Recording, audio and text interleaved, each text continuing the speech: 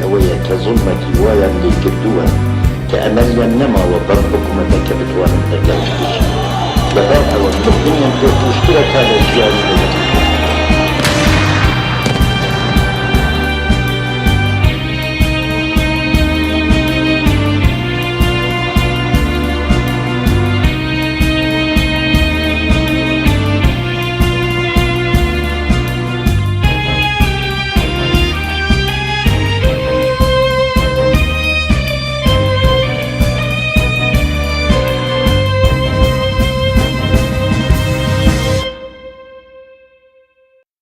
دریا خوی الپای سرخوبونه ده ایرو ام ل خرواتیانه خروات ده 100 سال 70 هاتنه وی ولاتی و ده سال 1918 ده جی امپراتوریا آوستریا و مجارستان وقتیانه پشتی شر دومین جی ده کومارا فدرال سوسیالیست آ یوگسلاویا ده جه گرتنه و پشتی گو یوگسلاویا جبلا بویه ده سال 1991 ده جی سرخوبونه خو اعلان کرنه لی پشتی سرخوبونه 4 ساله شرجی بردوام کریه.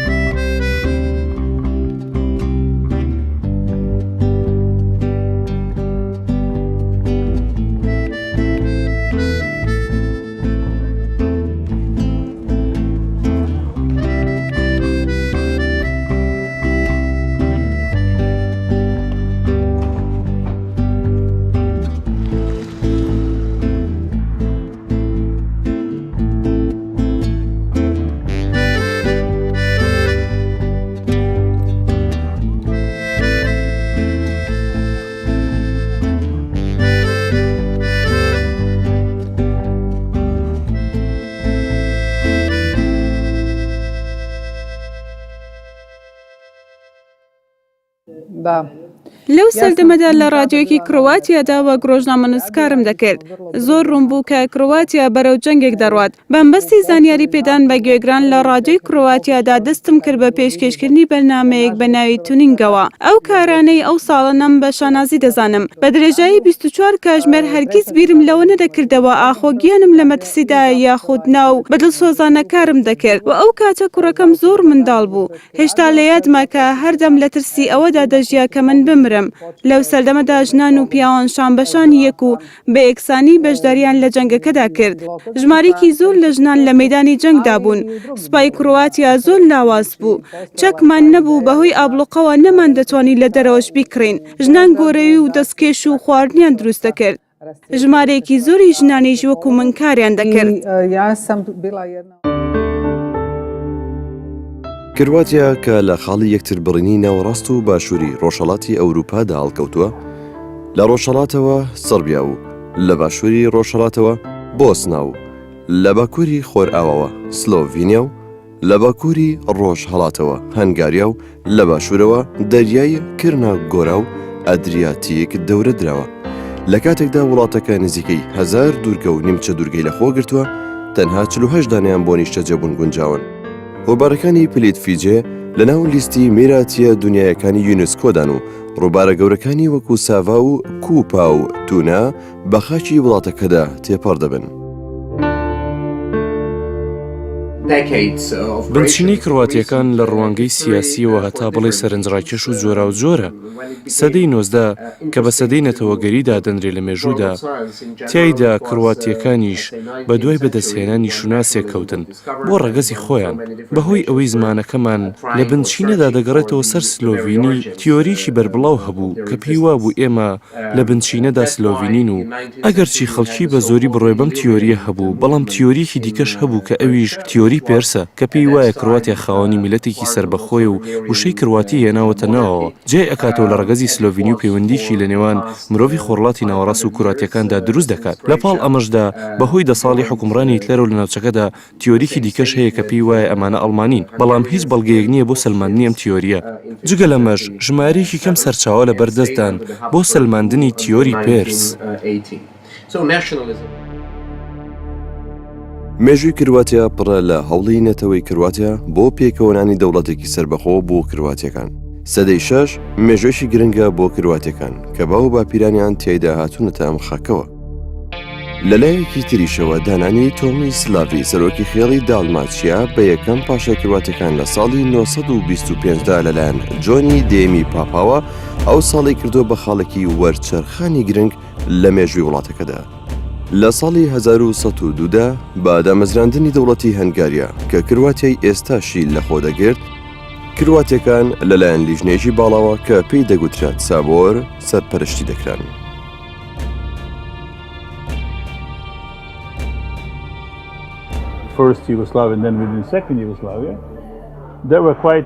ئەتوانین بڵێن لە سەدەی دوانزەوە هەتاوەکو ئێستا بەردەوام لە کڕواتیادا ئەفسانەی کڕواتیایی سربەخۆی یاسایی بوونی هەبووە، بەڵام وەک مێژوو سەرەتا لە هەنگاریا و دواتر لە ئیمپراتۆریەتی نەمسا و هەنگاریادا و دواتر لە یۆگۆسلاڤیای یەکەم و لە کۆتاییشدا لە یۆگۆسلاڤیای دووەمدا بووە. بە درێژایی ئەم ماوەیە ئەگەرچی چەندین هەوڵ لە ئارادا بووە بۆ ڕاگەیاندنی دەوڵەتی سربەخۆی کڕواتیا، بەڵام هەتاوەکو ساڵی 1980 سەرکەوتوو نەبووە.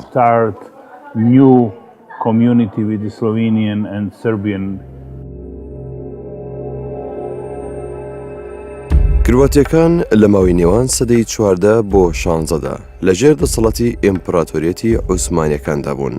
بەڵام لە سەدەی حەڤەدا سوپای کرواتیەکان و نەمساییەکان سەرکەوتن بەسەر سوپای عوسمانەکاندا و پاشای خانەدانی نەمسا و هانسبۆرگ وەک پاشای نەمسا و هەنگاریا و کرواتیا تاجی لەسەرنا.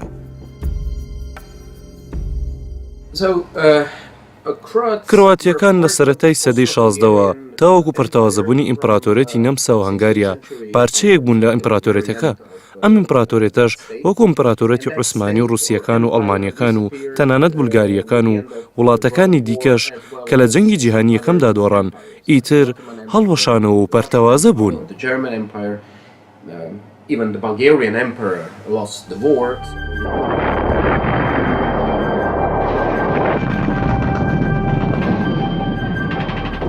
لەگەڵ ئەوەی کە ئیمپراتۆرەتی نەمسا و هەنگاریا هەربوونی نەما، خاکی وڵاتەکەش بە تەواوەتی پارچە پارچە بوو.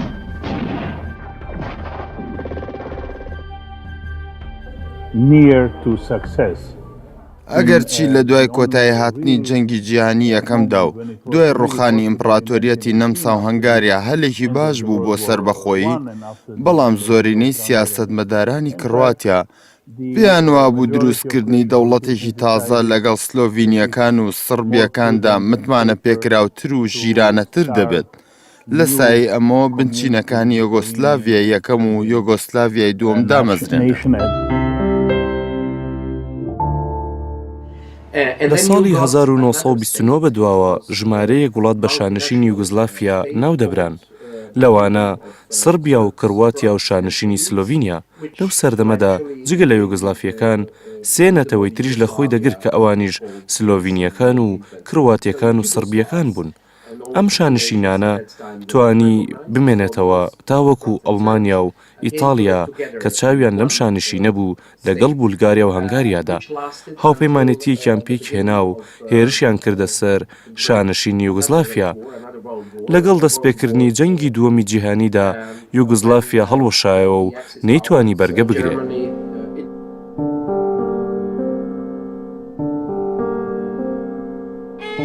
لەگەڵ هەڵوەشاندنەوەی یۆگۆسلاڤیا لە سەردەستی ئەڵمانەکان و ئیتاڵیەکاندا باسوخواسێکی کەم لەبارەی کرواتیایەکی سەربەخۆیی نازیبا و هاتە بەر باس و گفتوگۆ.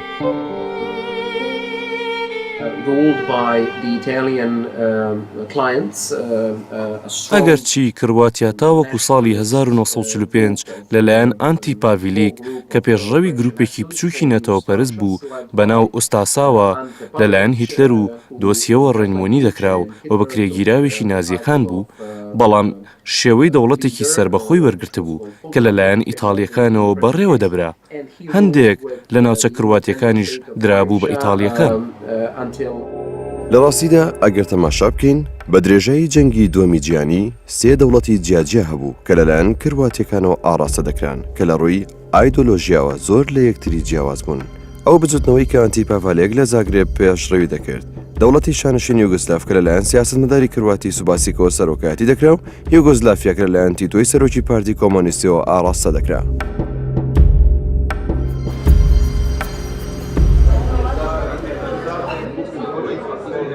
لە کات و ساتی جەنگی دووەمی جیهانیدا ئەڵمانیەکان هات ناو سربیا و لە کڕواتیادا بزوتنەوەی ئۆستاشای فاشستیان دامەزران. هەمان شتیان لە بۆسنا و هەرسک و سربیای ڤۆژڤۆدینیا دامەزران. لە بەرامبەر ئەم زوتنەوەیدا پارتی کۆمۆنیستی یۆگۆسلاڤیا دژایەتی نواند و سەرکەوتوو بوو. شەڕی سڤیلەکانیش هەبوون و ڕق و کینە بەناو خەڵکەکەدا بڵاو کرایەوە. برایەتی و یەکگرتووی ئایدۆلۆژیای گروپی ئانتیفاشیست بوو. لە هەمان کاتدا ئەمە ناوی ڕێکخراوەکەش بوو وای دەکرد هاوڵاتیانی کڕواتیا و سربیا دیسان متمانەیان بە یەکتری لەلا دروست بێتەوە و کڕواتیا وەک پارچەیەک لە یوگۆسلاڤیای لێهات.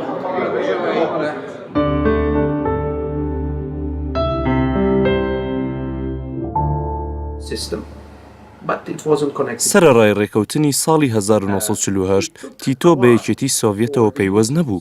یوگزلافیەکان ئەو سەردەمە بە تایبەتی ئەو چەند ساڵەی سەرەتا زۆر پشتی بە ڕۆژئاوا بەستە بوو. بە مردنی ستالین یوگزلافیا دیسان ڕووی لە یەکێتی سۆڤیەت وەرگێڕا.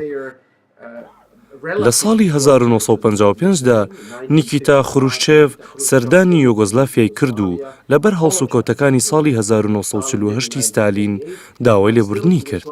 سەرڕای ئەماش یوگۆزلافیا ئیتر وەکو جاران نەبوو. سەرڕای هەنگاوە ئەرێنیەکەی خروشچێڤ ئیتر ئەوان هاوڕا نەبوون و یوگۆزلافیا وەکو یەکەم وڵاتی تایبەت تا وەکو ساڵانی کۆتایی 1970کان مایەوە.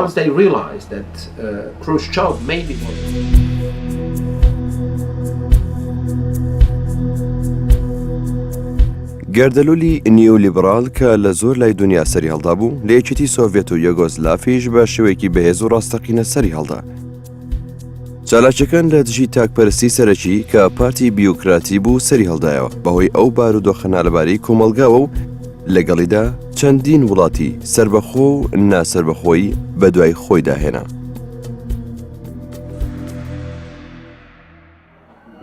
سەربەخۆی کڕواتیا ئەنجامی ئەوە بوو کە یوگۆسلاڤیا دەیتوانی پارێزگاری لە بوونی خۆی بکات لە ناوچەکەدا تاوەکو مردنی جۆسێف برۆز تۆتیتۆ لە ساڵی 1970دا یوگۆسلاڤیا توانی لەسەر پێی خۆی ڕابوەستێت. لە دوای مردنی تیتۆ بە چەند ساڵێک یوگۆسلاڤیا دەستی کرد بە هەڵوەشانەوە و لە ساڵانی کۆتایی 1970دا ئیتر هیچ دامەزراوەیەکی یوگۆسلاڤی نەمابوو لە وڵاتەکەدا و هەموو ئەو ڕووداوانەی کە ڕوویانەدا پێگات بوون لە چالاکیە جۆرە و جۆرەکانی ئەو شەش کۆمارە دوو دەوڵەتی سربەخۆش کە بە دەوڵەت یوگۆسلاڤیای فیدراڵەوە بەسرا بوون.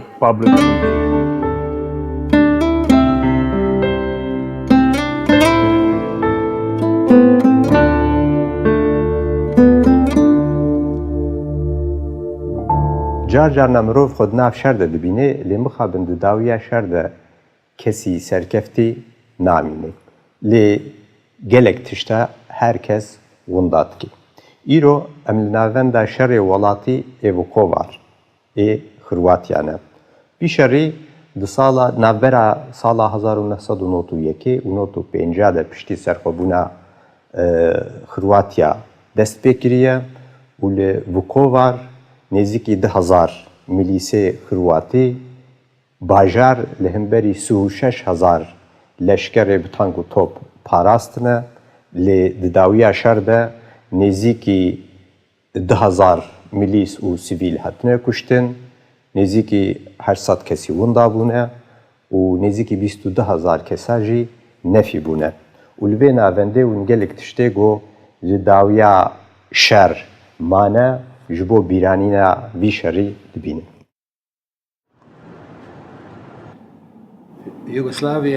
لە یۆگۆزلافیاکەی تیکۆدا سێ فاکتەری جادووی هەبوون. یەکەم تیتۆ، دووەم سوپای یوگۆزلافیا، سێم پارتی کۆمۆنیست. تیتۆ ڕۆشت پارتەکە دابەش بوو، سوپاش هەوڵی پەیداکردنی سپۆنسەری دەدا. دەبوو بۆ لە سەرپێمانەوە یوگۆزلافیا ڕێکەوتنێکی سیاسی تازە ئیمزا بکرێت، بەڵام بەهۆی فراوانخوازی سربیاوە ئەمە سەری نەگرت.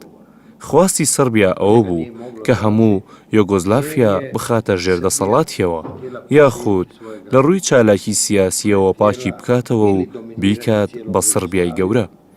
ئەمەش پلانی سلۆبادان میلۆسێڤیکی بوو کە ئەو کات سەرۆک کۆماری سربیا بوو. دواتر یۆگۆزلاف دەستبەرداری سوپاکەی بوو.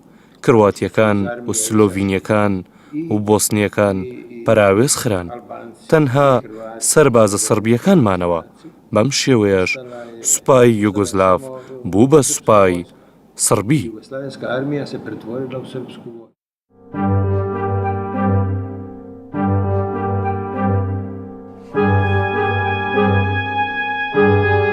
لە دوای ئەم ڕووداوانەش بۆ هۆی جموجۆڵ و بەرەنگاربوونەوەی نەتەوەکانی دیکە دنیای سەرمایەداری و دەوڵەتە دراوسەکان لە ماوەی پەرتەوازەبوونی وڵاتانی سۆسیالیستدا بە هەموو ئامرازەکان و هەموو ڕێگەکان هەوڵیان دەدا بۆ سەرخستنی دیموکراسی و سەربەخۆیی.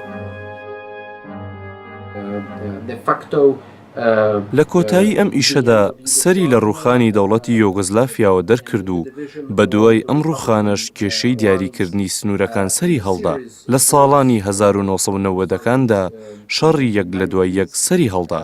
وەکو دەزانین لە ساڵی 1991دا لە سلۆڤینیاشدا جەنگێکی چەند ڕۆژە سەری هەڵدا. لە بەرامبەردا لە کرواتیا جەنگێکی گەورە ڕوویدا کە تیایدا نزیکەی 15,000 کەس کوژران. لە دوای ئەم شەڕە شەڕێک لە بۆسنا و هێرسێک کە تیایدا زیاتر لە 100,000 کەس گیانی لەدەستدا ڕوویدا. لە دوای ئەوەش شەڕ بەرەوکی کۆزۆفیا و مەکدۆنیای کرد.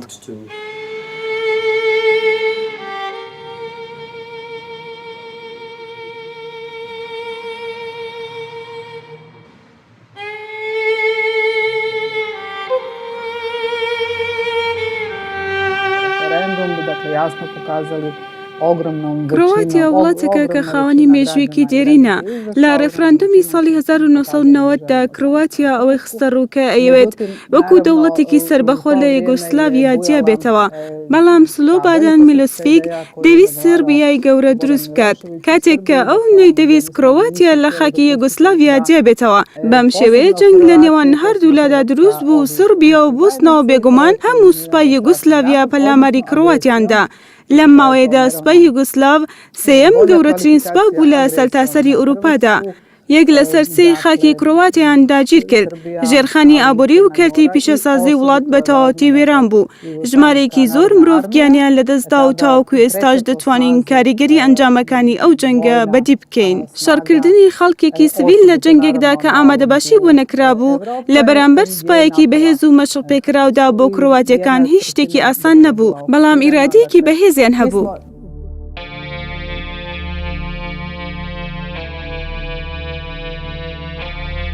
شەڕکردنی خەڵکێکی سیڤیل لە جەنگێکدا کە ئامادەباشی بۆ نەکرابوو لە بەرامبەر سوپایەکی بەهێز و مەشق پێکراودا بۆ کرواتیەکان هیچ شتێکی ئاسان نەبوو، بەڵام ئیرادەیەکی بەهێزی خۆبەخشانە لە ناخیاندا هەبوو.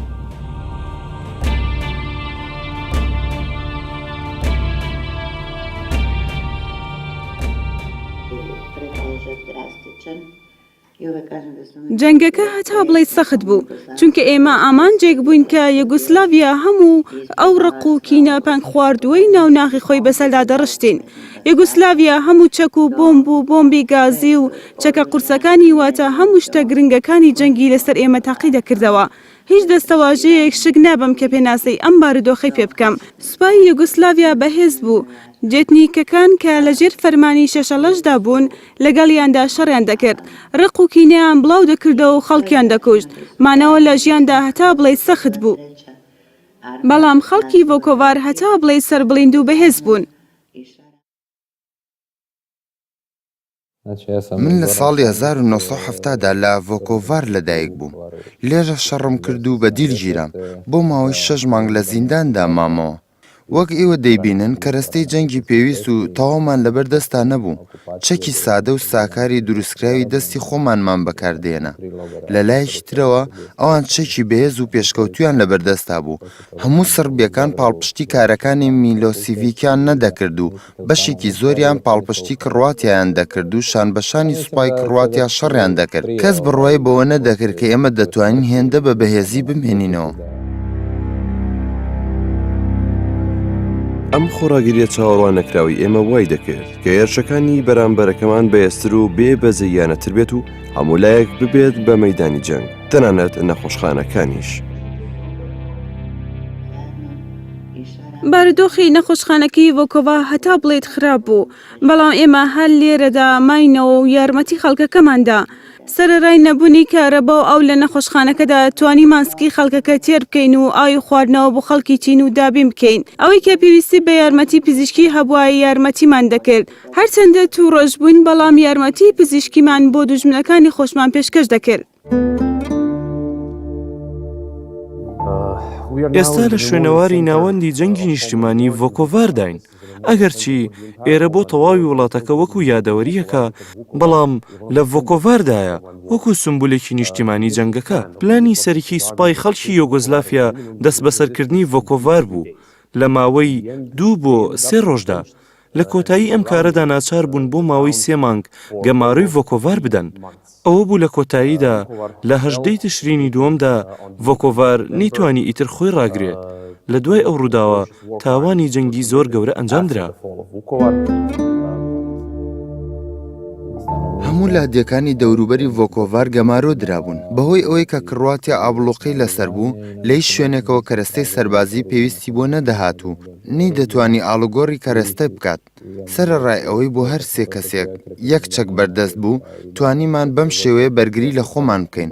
هەر کاتێک کەسێکی بریندارم لە دوژمنەکان بەرچاو بکەوتایە، ئەچوون چەک و بۆمبەکانم لێدەسەن. لە سەرەتادا بەم شێوەیە چەکمان دەستکەوت. سەرەڕای ئەوەی کە چەکانی بەردەستمان ژمارەیان کەم بوو، بەڵام بەدڵ ماڵ و شوێنەکەی خۆمانمان دەپاراست.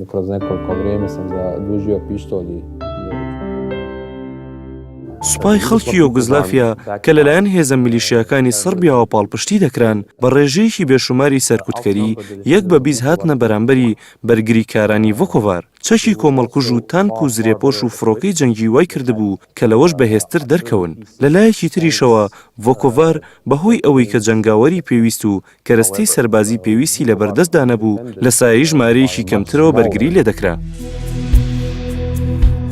گەورەترین سەرمایی ئەم خەڵکە ئەوە بوو کە وەکو ناولەپی دەستیان شارەزای کون و کەلەبەرەکانی شارەکە بوون و بە شێوەیەکی بێوێنە بەوێر و چاونەترس بوون. ژمارەیەکی زۆر فڕۆکە لێرەدا هەیە و ئەو فڕۆکەی کە لە دوامەوە ئەیبنن لە بنەڕەتدا خۆی بۆ کەرتی کشتوکاڵ و دەرمانکردنی کشتوکاڵ بەکاردێت. فڕۆکەیەکی جەنگی نییە، ئەگەرچی ئەمە خۆی لە کەرتی کشتوکاڵدا بەکاردێت، بەڵام بەهۆی ئەوەی کە دەوروبەری ڤۆکۆڤار بە تەواوەتی پەلاماردرا بوو، بۆ ماوەیەکی کاتی بە مەبەستی گەیاندنی هاوکاریەکان بۆ ئێرە بەکارهێنرا. لەپاڵ ئەوەی بە مەبەستی سەربازی بەکاردەهێنرا بۆ هەڵگرتنی جۆرە بۆمبێک بەکاردێنرا کە کاریگەری لەسەر باری دەرونی خەڵکیە بوو. بەهۆی ئەوەی ئەم فڕۆکەی بۆمب هاوێژ نەبوو، بۆمبەکان لە کاتێکدا فڕۆکەکە لە بەرزایی 4 بۆ 5 مەتر لە زەویەوە بەرز ئەبووە. بۆمبەکان بەدەستی فڕیان ئەیە خوارەوە.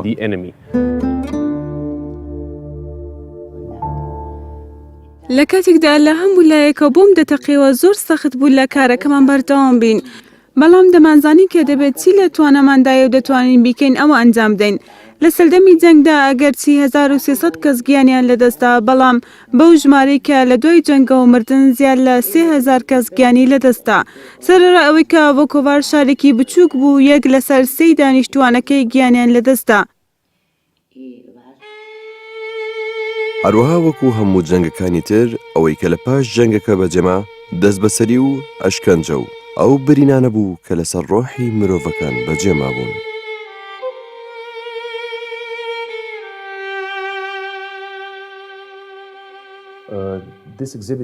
ئەم پێشانگایە سەر لە نوێکۆکردنەوەی ئەو دیمەنانەی کۆمەڵگەی زۆرم لێ و کامپەکانی نیشتەجێبوونەکانە. لە دوای کەوتنی ڤۆکۆڤار هەموو ئەو خەڵکەی سیڤیلەی کە لە ژنان و مناڵان و هەموو ئەو لایەنگرانی کڕواتیا پێک هاتبوو ڕاپێش دەکرانە ئەم کامپانەوە. لە هەمان کاتدا پیاوەکانیان لە هەمان بارودۆخدا دەهێشتەوە. بەهۆی کەمی ڕوبەری شوێنەکە هەموو خەڵکەکە بەسەریەکدا دەکەوتن.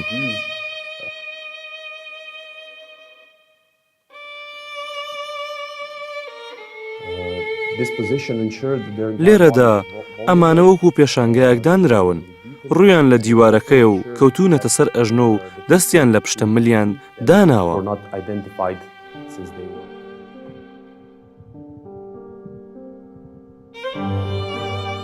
ئایا ئەبوو ئەم شەڕە هەرڕووی بدایە؟ یاخود چی ڕوویدا کە ئەو خەڵکەی چەندین ساڵ پێکەوە لە یەک شوێندا دەژیان لە یەک ساتدا بوون بە دوژمنی یەکتری؟ بە بێگومان ئەم پرسیارانە وەڵامیان زۆرە، بەڵام ئیتر شەڕەکە ڕوویدا.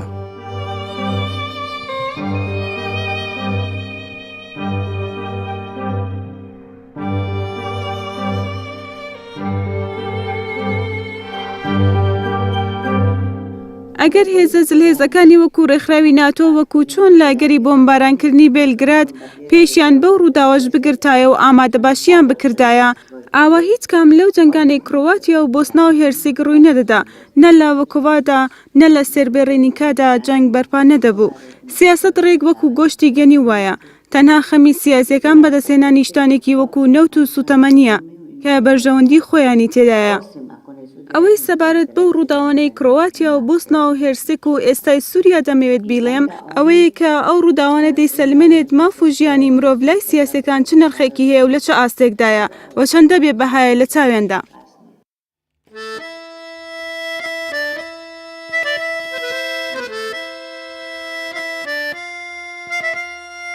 ئیرۆ ئەم ناوەندێکە گەشتی و تجاریە ناونەتەوی و پایتەختە کرواتیا لە زاگرێبن.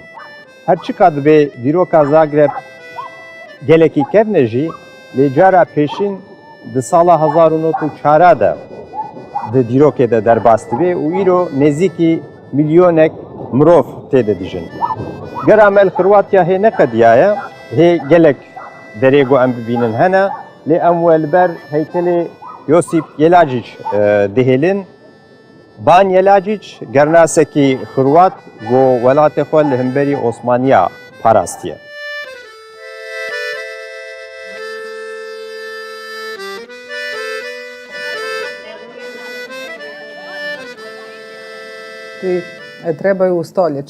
کڕۆاتیا باجی سربەخۆی زۆر بە قورسیدا، بەڵام لێرەین دوای چەند ڕۆژێک 25مین ساڵ ڕۆژی یادکردنەوەی دامپێدانانی وڵاتانی دیکە بۆ کڕۆاتیایەکی سربەخۆ دەکەینەوە. ئەوە لە 1999دا ڕوودا و جەنگ لە 1995دا کۆتایی هات. شاری پودۆناڤ و ڤۆکۆڤار لە کڕۆڤاتیادا وەکو سمبۆلی بەرەنگاری و بەرخۆدان ناسێنراون.